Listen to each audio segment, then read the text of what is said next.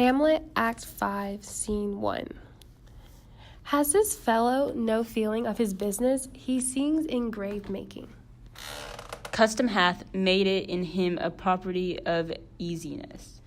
'Tisn't so. The hand of little employment hath the daintier sense. But age with a stealing step hath clawed me in his clutch, and hath shipped me into the land, as if I'd never been such. That skull had a tongue in it, and it could sing once. How the knave jowls it to the ground, as if 'twere Cain's jawbone.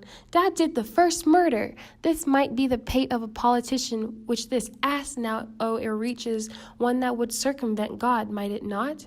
Or of a courtier, which could say, Good morrow, sweet lord. How dost thou, sweet lord? This might be my lord, such a one that praised my lord, such a one's horse when he went to beg it, might it not? Why, and so, and now my lady worms chapless and knocks about the mazzard with a sexton's spade. Here's fine revolution, and we had the trick to see it. Did these bones cost no more the breeding but to play at loggets with them? Mine ached to think on it.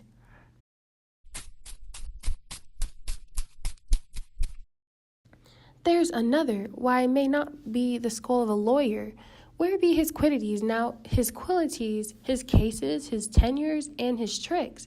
Why does he suffer this mad knave now to knock him about the sconce with a dirty shovel, and will not let him of his action of battery? This fellow might be in time a great buyer of land, with his statutes, his recognances, his fine, his double vouchers, his recoveries. To have his fine pate full of fine dirt? Will vouchers ouch him no more of his purchases, and then the length and breadth of a pair of indentures? The very conveyances of his land will scarcely lie in this box, and must inheritor himself have no more, huh? Not a jot more, my lord. Whose grave's this, sir? Mine, sir. I think it be thine indeed, for thou liest in it. What man dost thou dig it for? For no man, sir. What woman, then? For none neither. Who is to be buried in it? One that was a woman, sir, but rest her soul, she's dead. How absolute the knave is! We must speak by the card, or equivocation will undo us. By the Lord Horatio, this 3 years I have took note of it. The age is grown so picked that the toe of the peasant comes so near the heel of the courtier. He galls his kite. How long hast thou been grave maker? Of the days year I came to that day that our last King Hamlet overcame Fortinbras. How long is that since? Cannot you tell that? Every fool can tell that. It was that very day that young Hamlet was born. That is mad and sent to England. Ay, Mary, why was he sent to England? Why? Because he was mad. He shall recover his wits there. Or if he do not, 'tis no great matter there. Why? 'Twill not be seen in him there. There the men are mad as he. How came he mad? Very strangely, they say. How strangely? Faith in with losing his wits. Upon what ground? Why, here in Denmark. I have been sexton here, man and boy, 30 years. How long will a man lie the earth ere he rot?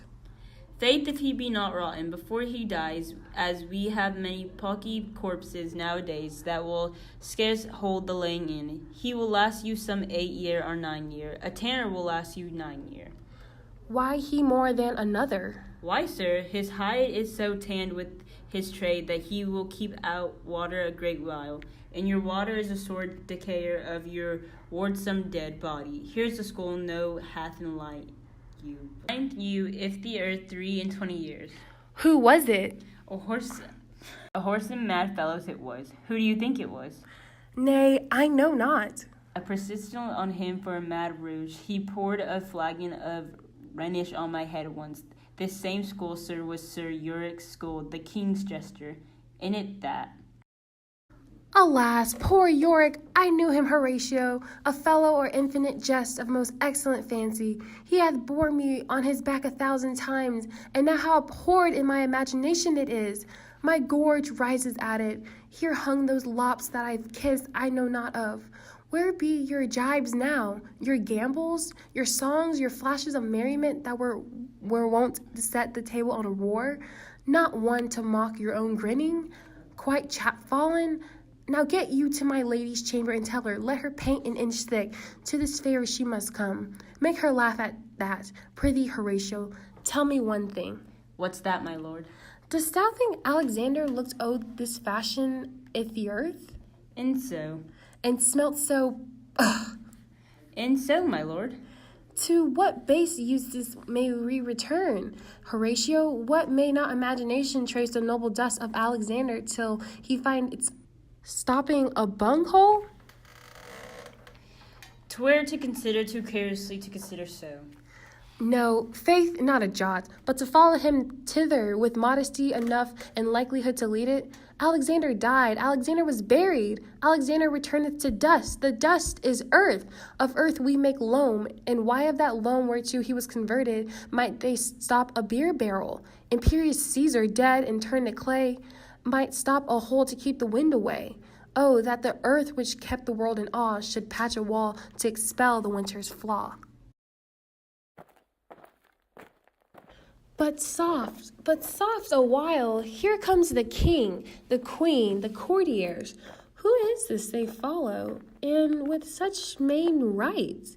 This doth betoken the corpse they follow did with desperate hand forego its own life.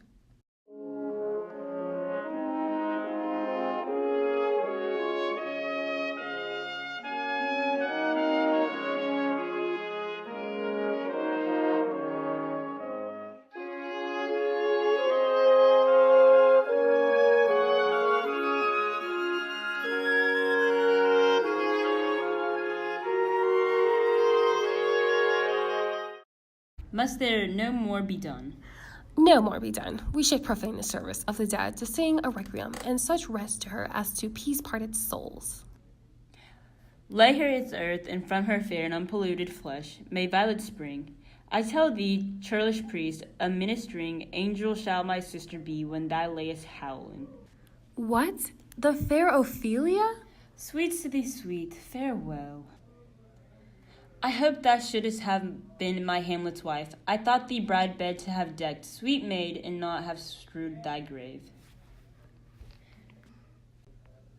Fall 10 times on that cursed head whose wicked deed thy most ingenious sense derived thee of. Hold off the earth awhile, till I have caught her once more in mine arms. Now pile your dust upon the quick and dead, till of this flat a mountain you have made, topper old Pylon, or the skyish head of blue Olympus.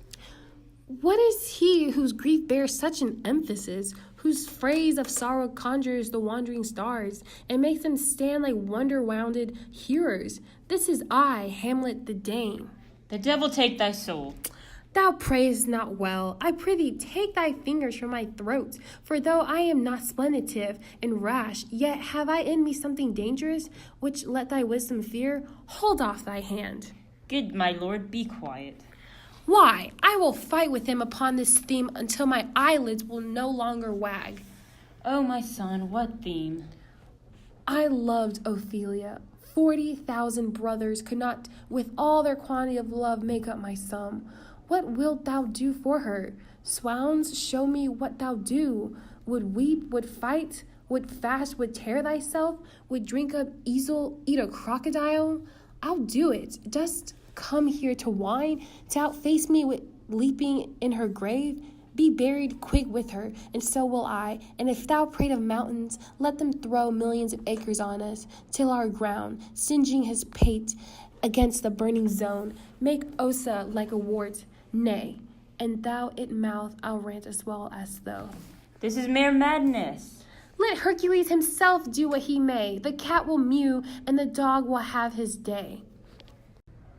I pray thee, good Horatio, wait upon him. Strengthen your patience in our last night's speech.